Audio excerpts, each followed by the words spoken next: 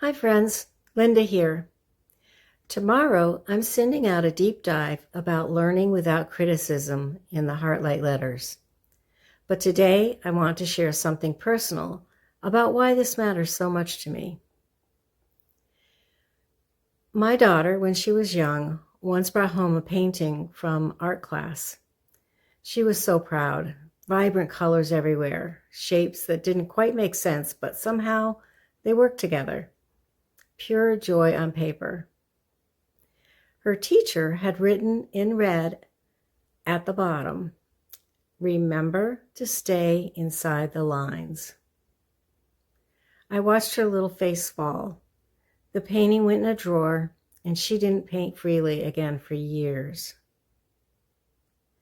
For years in my practice as an occupational therapist and life coach, I watched brilliant adults struggle.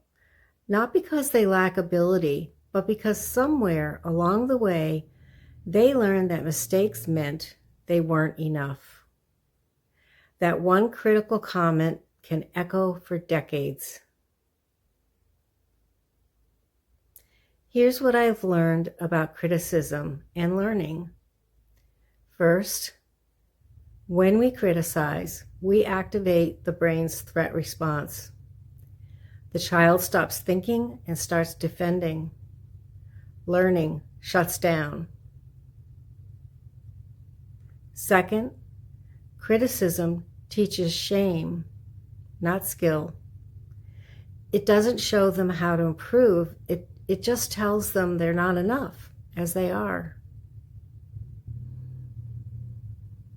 Third, children learn who they are through our words.